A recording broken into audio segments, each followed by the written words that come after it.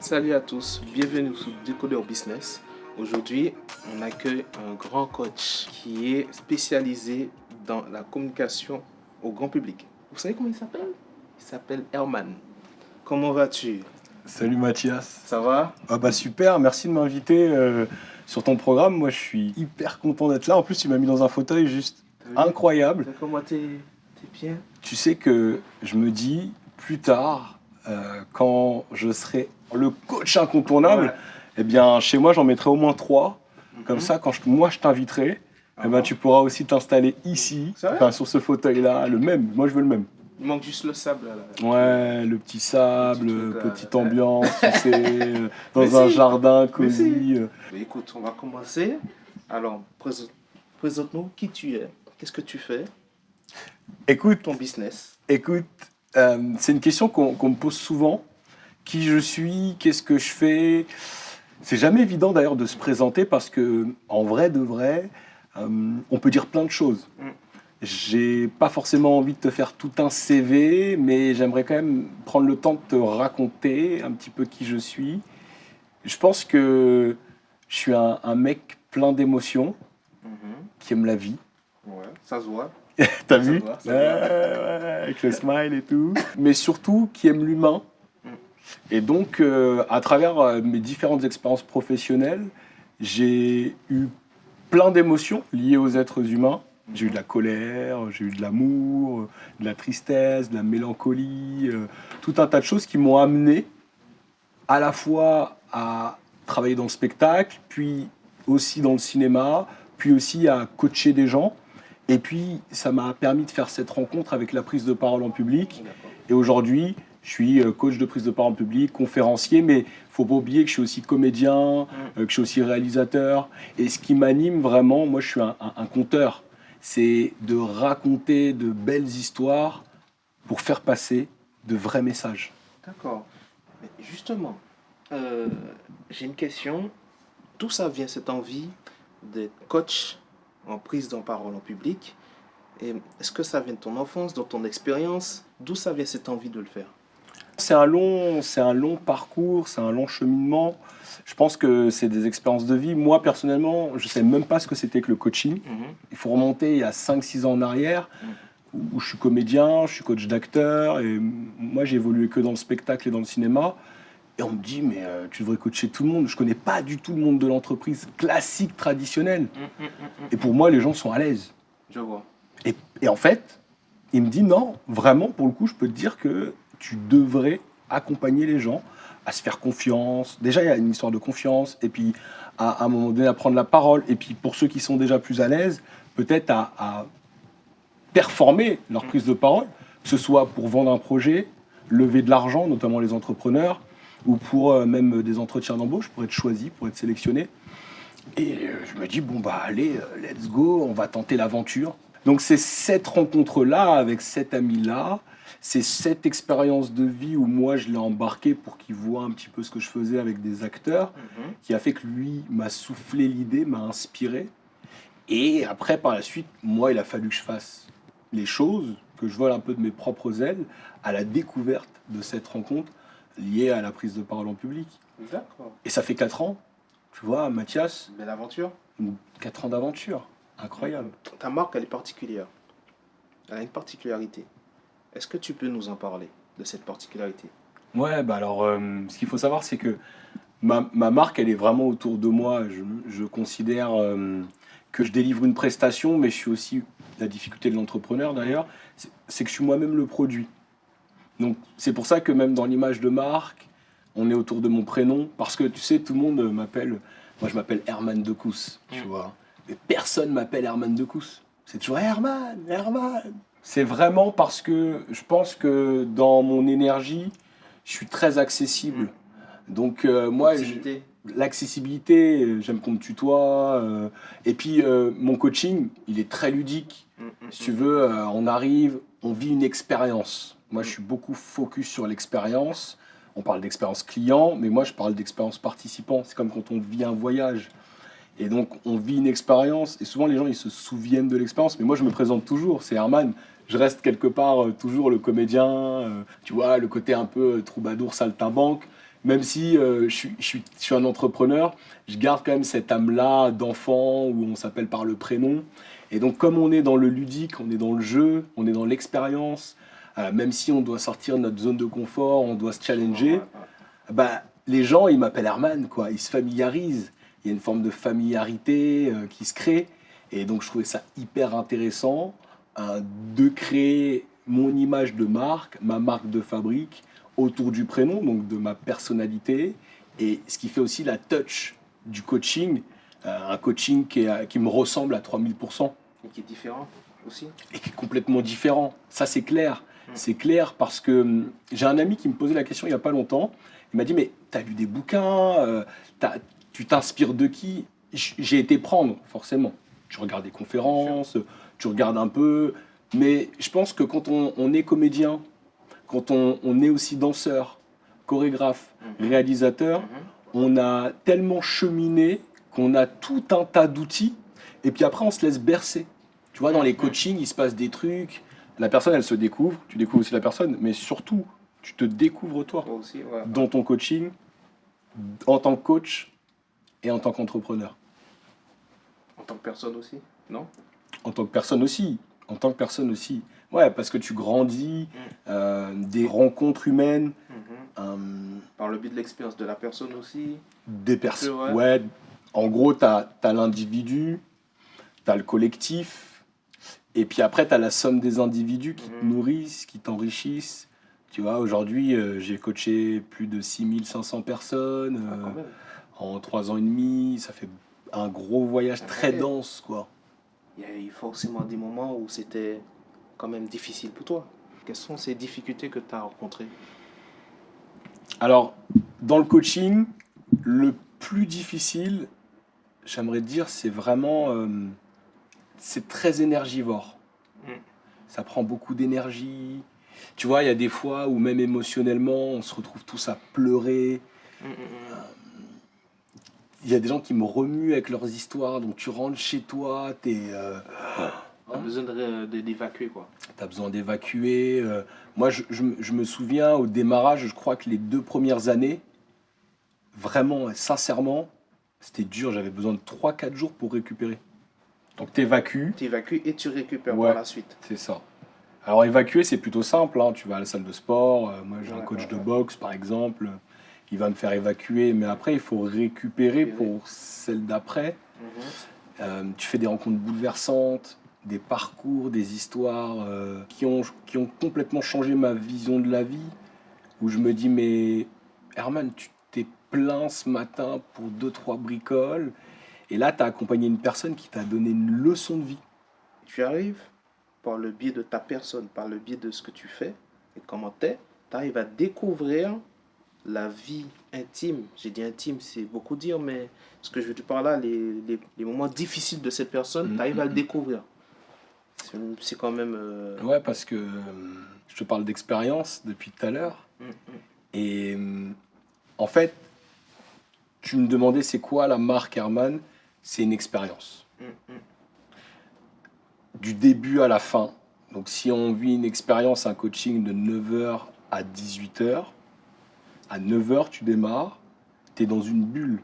À 17h, tu ressors de l'expérience, on est tous bouleversés. C'est pas que moi en fait, c'est une histoire de rencontre, c'est juste une histoire d'humanité. Moi, j'aime la technique. Sur la prise de parole, il y a une technique à avoir, parce que pour être un bon orateur, eh bien, tu vois, il y a le corps, la voix, tu as tout un tas de choses, même comment accrocher, comment embarquer. Mais avant tout, il faut aller chercher inside, à l'intérieur de soi, au plus profond de soi-même, pour pouvoir, parce que je dis souvent, prendre la parole, c'est avec le cœur. Alors, ce qu'il faut que tu comprennes, c'est que moi, je coach que dans des grands groupes, donc forcément, c'est que des coachings collectifs. Donc, pour moi, alors ça m'arrive de coacher des gens en individuel, mais j'ai fait le choix, après c'est une histoire d'entrepreneuriat, on va y revenir, Bien sûr. mais pour moi, si on veut challenger une personne, autant que ce soit en collectif. Donc, moi je coach que dans des groupes, donc quand je dis des groupes, ce soit des entreprises, soit dans des écoles de commerce, donc des gros groupes d'écoles, soit sinon dans des incubateurs, tu vois, organismes de formation ou dispositifs. Donc forcément, les coachings, ils sont en collectif. Ok. Donc tu te retrouves face à un groupe, vous êtes entre 4, 5, 6 jusqu'à 30 personnes des fois. Bon, là, on est plus sur du séminaire, mais Ouais, c'est ouais, hyper ouais, challengeant forcément. Et donc là, à ce moment-là, il y a l'alchimie avec le collectif, il se passe quelque chose avec le groupe, et avec chacun des participants, je prends le temps de me connecter. Donc il y a une vraie connexion qui se passe, on est tous connectés, interconnectés. C'est comme un vrai voyage en fait. Ouais, je vois. Quand tu voyages à la fois avec toi-même, à l'intérieur de toi-même, mais tu es aussi connecté avec tout l'environnement et tout le monde qui est autour de toi. Et là, c'est la même chose en coaching, c'est-à-dire qu'il y a une espèce, au-delà de la technique, autour de l'art oratoire, la prise de parole, le pitch et tout ce qu'on peut apprendre autour de la prise de parole, la communication, peu importe, il y a un vrai truc humain. Et moi, je mets vraiment un point d'honneur à toujours faire attention à quand j'arrive sur un coaching, être, tu vois, au meilleur de ma forme pour accueillir les peurs, les réticences, les appréhensions de chacun, tout en humanité, et le permettre aussi d'accompagner. Tu vois, il y a un truc que je dis souvent, c'est imagine, toi, t'es coach, Ouais. et je te mets une grosse ceinture là, et tu vas accompagner 15 personnes. Imagine que tu es relié avec une corde à ces 15 personnes. Sauf que ces 15 personnes-là, tu dois les emmener à 30 mètres plus loin. Donc il faut imaginer, il y en a peut-être une qui va dire non, je ne veux pas y aller, qui va s'asseoir. Une autre qui va plus partir en arrière. Une autre qui va vouloir aller plus vite que la musique. Donc toi, tu es tiraillé en fait. Tu sens que les cordes, elles, tu vois, mais c'est toi qui dois guider tout le monde. Et donc, à la fin de la journée, il faut que tu puisses amener tout le monde au bout, hein, tu vois, jusqu'à l'objectif. Mais la difficulté, c'est de dire à celui qui est assis, ben, viens, lève-toi. Celui qui va trop vite, attends, on attend le groupe. Celui qui va en arrière, non, c'est par ici. Tu vois, il y a tout ce truc-là. Et donc, tu te sens tiraillé, tu vois, même émotionnellement, il se passe plein de choses, tu dois gérer tout ça. Et à l'unisson, à un moment donné, on arrive à être en écoute et à avancer tous dans la même direction. Selon toi, euh, l'audace et le culot ont-ils les mêmes significations et le même impact? Le culot, souvent, tu vois, c'est le côté pas hyper bien vu. Tiens, il est culotté. Et des fois, il y a des histoires de timing, tu sais, pour aller peut-être, entre guillemets, prendre sa place ou aller saisir une opportunité. Il faut peut-être attendre le bon timing ou alors avoir la bonne formulation. Tu sais, il y a l'art et la manière de dire et de faire les choses. Donc, pour que ça se transforme en audace, tu vois, je pense qu'il faut respecter le bon timing, avoir l'art et la manière d'aborder, de communiquer les choses. Mais en vrai, tu vois, il y a plein de choses qui sont perçues comme des, entre guillemets, défauts. Il y a juste, tu vois, quelques petits réglages à faire. Et en fait, ça se transforme en qualité. On m'a posé la question il n'y a pas longtemps. Ouais, Herman, est-ce que tu as un défaut et comment tu vis ce défaut-là et comment tu le gères, etc. Puis je disais, ouais, moi je suis un hypersensible. Donc tous les sens sont décuplés, donc le bruit, la vue, les odeurs, tout le goût. Donc tout est fort et donc forcément émotionnellement ça génère des choses. Quand il y a trop de bruit, tu vois, je commence à, tu vois, les soirées, j'ai du mal à rester longtemps à une soirée, ça parle, c'est compliqué. Et pendant longtemps, tu vois, genre j'en souffrais. Je me disais ouais, mais je suis pas comme tout le monde, je comprends pas, et puis ça me bouffe l'énergie, c'est énergivore. Et à un moment donné, je me suis dit, ouais, mais enfin, je ne veux pas passer 50 ans de ma vie à souffrir de cette hypersensibilité. Comment je peux transformer ça? Donc, ça demande de changer ses modes de fonctionnement un petit peu. Et ça m'a aussi apporté de me dire que, ah ouais, mais en fait, le fait de bien sentir les choses, je suis beaucoup plus à l'écoute des autres, de l'environnement. Je capte beaucoup plus de choses. Alors des fois c'est parasitant, mais des fois si tu arrives à bien isoler, eh bien tu peux faire vraiment de belles découvertes, tu peux avoir de beaux éclairs de génie, ce qui m'a amené d'ailleurs à être coach de prise de parole en public, ce qui m'a amené aussi à développer pas mal de choses dans ma carrière, parce que je me suis dit, eh ben, utilise cette hypersensibilité au service déjà de la société ou des autres, et puis transforme-le pour que toi, ça t'apporte une vraie valeur ajoutée. Selon toi, où est l'entrepreneuriat en France Mhm. et qu'est-ce qu'il faudrait pour être vraiment number one? On parlait d'audace Mhm. tout à l'heure, je vais revenir un peu sur l'audace, mais tu prends un Steve Jobs, c'est pas le plus grand technicien, Mm. tu vois ce que je veux dire? Mais le mec, c'est pour ça que j'ai rigolé sur le coup de l'inspiration et tout, le mec il a fédéré autour de lui des mecs qui étaient talentueux, Mm. tu vois, hein. Et c'est comme ça qu'il a créé un empire. Hein, tu vois, moi je me balade même avec une partie de son empire dans ma poche, pour ne pas citer la marque, tu vois, mais il a créé un empire. Et si tu veux, le truc, c'est comment en France on réussit à fédérer autour de soi, comment en France aussi on est à l'affût des talents, c'est une vraie question. Moi j'ai des potes qui sont hyper talentueux et qui cartonnent sur des dynamiques en Amérique du Nord, mais en France on leur a fermé la porte. C'est quoi? C'est un problème de mentalité ou un problème de structure, selon toi? C'est de la mentalité. Après, moi je pense que de toute façon, tu parlais d'audace, il faut que les Français, les entrepreneurs français soient audacieux.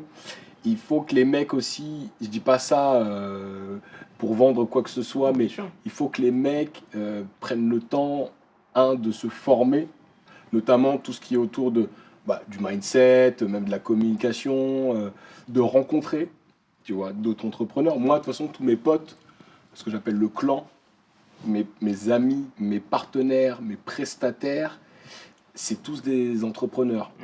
Donc, on prend toujours ce temps-là. Ah, c'est quoi tes galères en ce moment? Ouais, moi là, ça j'ai du mal et tout. Ah, mais tu sais, on s'inspire, on se donne de la force, on se donne des tips. Et ça, c'est hyper cool, tu vois. Et moi, je suis passé de solopreneur à vraiment entrepreneur, tu vois, qui justement a une équipe, qui travaille avec lui, avec qui il peut échanger, avec qui il apprend, avec qui il grandit, avec qui il se développe. Et donc, je pense que c'est ce truc-là où on est quand même aux prémices de cette mode autour de l'entrepreneuriat. Donc, les gens testent, et moi, j'invite tout le monde à tester. Il faut tester les choses, il faut vivre. Mais l'entrepreneuriat, c'est un mindset, hein. Tu peux monter un projet, parce qu'en France, on a beaucoup peur de l'échec. Tu peux créer un projet. Moi, j'en ai créé 3, 4 avant, qui ont plus ou moins pas marché, tu vois. Jusqu'à... J'ai appris. T'apprends. Fort. T'apprends et tu deviens vraiment un entrepreneur. Moi, j'avais pas d'argent à l'époque, tu vois, genre... Tu sais, c'est des moments comme ça où t'es au RSA, tu galères, t'as pas une thune, tu te dis, je vais manger des pâtes toute la semaine, matin, midi, soir, y a pas beaucoup de sauce.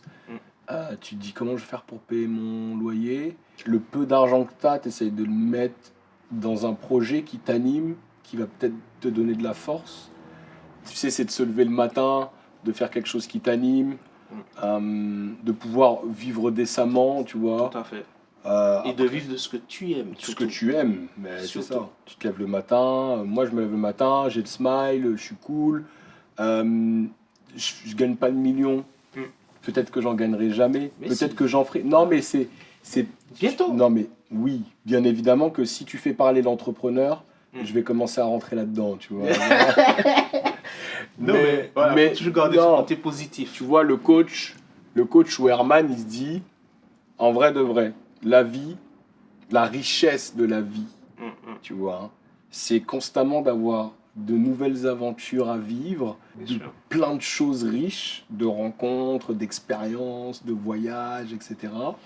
Et si tu veux, moi j'ai des potes qui gagnent mieux leur vie que moi, franchement qui sont pétés de thunes, tu vois. Et à chaque fois, ils me prennent, tu sais, je suis le coach.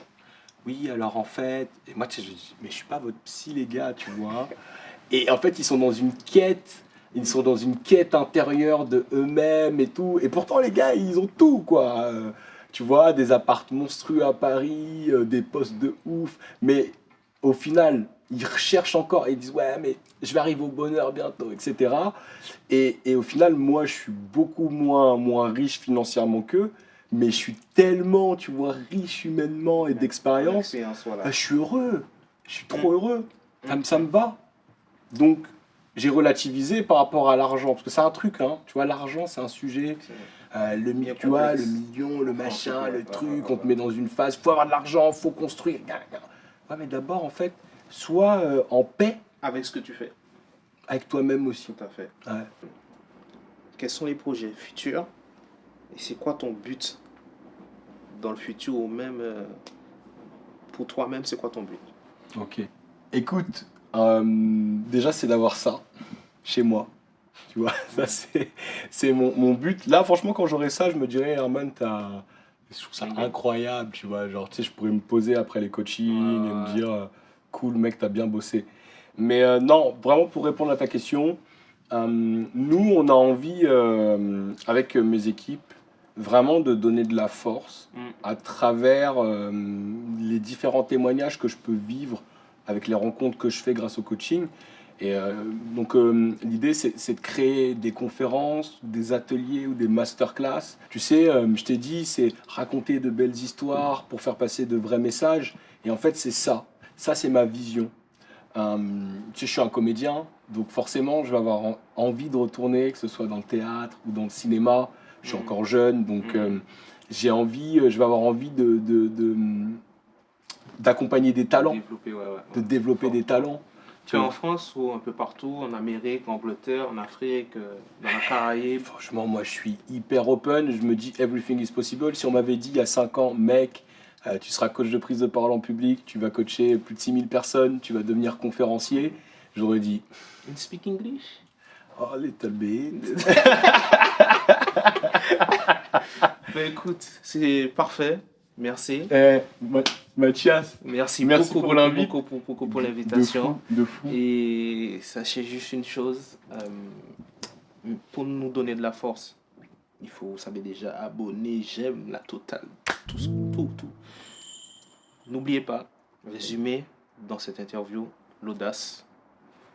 Faut pas avoir peur de l'échec. Il faut aimer ce qu'on fait. Et aussi l'expérience qui te construit, qui te fait être the entrepreneur. Merci beaucoup de participer à Décodeur Business. Là, on a partagé des moments, même moi, là, je suis... Mais ça va aller.